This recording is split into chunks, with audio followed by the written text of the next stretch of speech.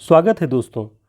आज हम सभी हिंदी साहित्य के इतिहास में बिहारी के ऊपर जो भी प्रश्न तमाम परीक्षाओं में बनते हैं और पूछे जाते हैं, उनका यहाँ पर एक सार संकलन लेकर के मौजूद है। यहाँ उन सभी प्रश्नों पर चर्चाएं होंगी जो विभिन्न परीक्षाओं में बिहारी को लेकर के पूछी जाती हैं। कवि विशेष के क्रम में इसके पहले हमने अमीर खुसरो, सूरदास, कबीरदास, तुलसीदास, इन कवियों पर बनने वाले सारे प्रश्नों की बात की है। आज उसी श्रृंखला में बिहारी के ऊपर कौन से प्रश्न पूछे जाते हैं, उन सारे प्रश्नों को लेकर के हम मौजूद हैं। सबसे पहला ही प्रश्न देखें कि बिहारी रीतिकाल के किस धारा के कवि हैं? रीतिसिद्ध, रीतिबद्ध, रीतिमुक्त और इनमें से कोई नहीं। तो इसका जो सही उत्तर होता है वह रीतिसिद्ध है, यानी बिहारी रीतिकाल के रीतिसिद्ध धारा के कवि हैं। अच्छा, जो मेन पॉइंट यहाँ पे है हमें देखना है कि रीतिकाल को 3 भागों में विभक्त किया गया है। सबसे पहले जब हम ये जान जाएंगे कि रीतिकाल की धाराएं कौन कौन सी थी, कितने भागों में वो बांटी गई थी, तब हम समझ पाएंगे कि बिहारी किस धारा के अंतर्गत हैं।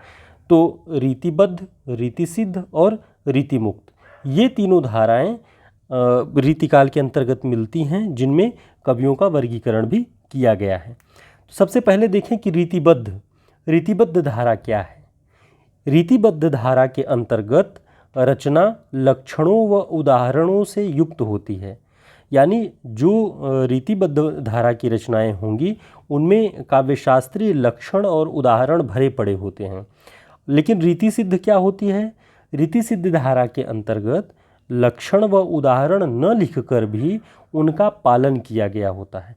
यानी आप एक तरह से समझ सकते हैं कि रीतिबद्ध धारा में सैद्धांतिकी पर चर्चा होती है, काव्यशास्त्रीय नियमों पर आधारित लक्षण और उदाहरण लिखे जाते हैं। लेकिन रीतिसिद्ध के अंतर्गत लक्षण व उदाहरण नहीं लिखे जाते, उनका प्रैक्टिकल रूप, यानी उनको अपने काव्य में उतार लिया जाता है, सीधे सीधे उदाहरण के माध्यम से नहीं समझाया जाता है। और तीसरा है रीतिमुक्त धारा। रीतिकाल की जो भी परिपाटी रीतिबद्ध और रीतिसिद्ध वाली है, उन्हें त्याग कर स्वच्छंद रूप से श्रृंगार काव्य की जो रचना होती है वह रीतिमुक्त धारा के अंतर्गत होती है। अब हम देखें कि रीतिबद्ध जो धारा थी, रीतिबद्ध धारा के अंतर्गत कौन कौन से कवि आते हैं। तो रीतिबद्ध काव्य धारा के अंतर्गत मतीराम, भिखारी और देव, ये लोग आते हैं। और रीतिसिद्ध के अंतर्गत बिहारी और रसनिधि, इनके नाम का उल्लेख होता है। और रीतिमुक्त जो धारा है उसके अंतर्गत आप देखेंगे कि घनानंद, आलम, बोधा, ठाकुर। तो ये हमें ध्यान में रखना है कि 3 भागों में बांटा गया है रीतिकाल को, रीतिबद्ध, रीतिसिद्ध और रीतिमुक्त। और बिहारी का जो उल्लेख होता है वह रीतिसिद्ध के अंतर्गत होता है। ठीक, आगे देखिए कि बिहारी के बारे में और क्या कहा गया है। बिहारी अकेले ऐसे कवि हैं जिन्होंने ग्रामीण संस्कृति के विरुद्ध घृणा की अभिव्यक्ति की है।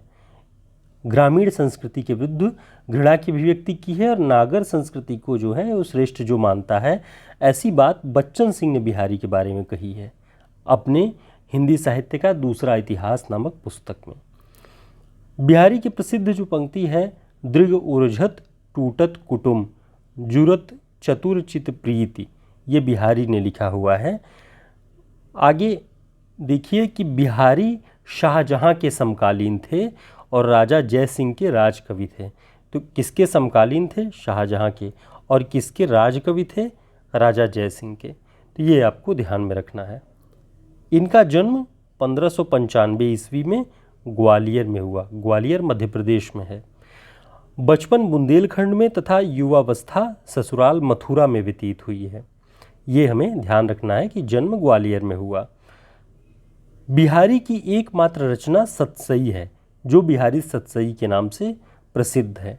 ये हमें आगे नोट करना है इसको। श्री जगन्नाथ दास रत्नाकर जी ने बिहारी रत्नाकर नाम से बिहारी के दोहों की प्रसिद्ध टीका लिखी है। मित्रों, यह ध्यान रखिएगा कि जो बिहारी रत्नाकर जगन्नाथ दास रत्नाकर जी ने लिखा है, वह खड़ी बोली हिंदी में सर्वश्रेष्ठ टीका मानी जाती है बिहारी के दोहों की। तो ये हमें नोट पॉइंट में रखना है अपने। अगला पॉइंट, बिहारी सतसई में कुल 719 दोहे संकलित हैं, पर कहीं कहीं 713 भी बताई जाती है। तो हमें करना यह है कि एग्ज़ाम में जब 719 पूछा जाए तो 719 पर टिक लगाइए। अगर 719 न पूछ करके 713 पे आता है ऑप्शन तो 713 पे लगाइए। ठीक, आगे देखते हैं। बिहारी की रचना सतसई की भाषा क्या है? बिहारी ने जो अपनी एकमात्र पुस्तक सतसई नाम से लिखी है, उसकी भाषा क्या है? उसकी भाषा ब्रज भाषा है। रीतिकाल का वह कौन सा कवि है जो अपनी एकमात्र कृति से हिंदी में अमर हो गया है? वह बिहारी ही हैं जो अपनी केवल एकमात्र कृति सतसई के माध्यम से हिंदी साहित्य में अमर हो गए हैं। बिहारी के दोहों में किस किस प्रकार की प्रवृत्ति पाई जाती है? तो बिहारी के दोहों में नीति, श्रृंगार और भक्ति के पुट मिलते हैं। ये सब आप ध्यान रखिएगा। तंत्रिनाद कवित्तरस सरस राग रतिरंग, ये पंक्ति बिहारी दास ने लिखी है। तंत्रिनाद कवित्तरस सरस राग रतिरंग, ये पंक्ति बिहारी जी की है। बिहारी के दोहों की चमत्कारपूर्ण तुलना संस्कृत, उर्दू और फारसी के कवियों से किसने की है? तो जो उसका उत्तर है पद्म सिंह शर्मा ने। पद्म सिंह शर्मा ने बिहारी के दोहों की जो तुलना है वो संस्कृत, उर्दू और फारसी के कवियों से की। ये तुलनात्मक अध्ययन उन्होंने किया बिहारी सतसई तुलनात्मक अध्ययन नामक किताब में। ठीक, बिहारी के दोहों और उसकी भाषा की प्रशंसा में आचार्य रामचंद्र शुक्ल लिखते हैं कि भाषा की समास शक्ति और कल्पना की समाहार शक्ति का सर्वाधिक उपयोग बिहारी ने किया है। क्या लिखते हैं शुक्ल जी? कि भाषा की समास शक्ति और कल्पना की समाहार शक्ति का सर्वाधिक उपयोग बिहारी ने किया है। और अंत में हम देखते हैं कि बिहारी की जो सतसई थी उस पर किन किन लोगों ने किन नामों से टीकाएँ लिखी। टीकाएँ माने अपनी टिप्पणियों के साथ अलग अलग भाषाओं में उनके जो दोहे थे सतसई के, उनका एक तरह से अनुवाद कह लीजिए उसमें किया गया है। लाल चंद्रिका नाम से लल्लू लाल ने इसकी टीका लिखी। अमर चंद्रिका नाम से सूरत मिश्र ने इसकी टीका लिखी। बिहारी बिहार नाम से अंबिका दत्त व्यास ने रोला छंद में इसकी टीका लिखी। संजीवनी भाष्य नाम से पद्म सिंह शर्मा ने इसकी टीका लिखी। फिरंगे सतसई नाम से आनंदीलाल शर्मा ने फारसी में इसकी टीका लिखी। और जो हम ऊपर बात कर आए हैं बिहारी रत्नाकर नाम से जगन्नाथ दास रत्नाकर जी ने एक टीका लिखी जो खड़ी बोली हिंदी में सर्वश्रेष्ठ टीका है। तो मित्रों, इस तरह से आप बिहारी के ऊपर बनने वाले सारे प्रश्नों का कलेक्शन यहाँ देख सकते हैं। और सारे प्रश्न एक साथ करने का उद्देश्य ये है कि कवि विशेष पर या किसी रचनाकार विशेष पर जो प्रश्न बनते हैं वह किस प्रकार के किन प्रवृत्तियों के होते हैं। तो इससे आपको यह परिचय मिल जाएगा कि किस कवि पर किस रूप में कविता प्रश्न पूछे जाते हैं परीक्षाओं में। बहुत धन्यवाद जुड़ने के लिए, और आगे हम अन्य कवियों पर भी विशेष प्रश्न संग्रह लेकर के आएंगे।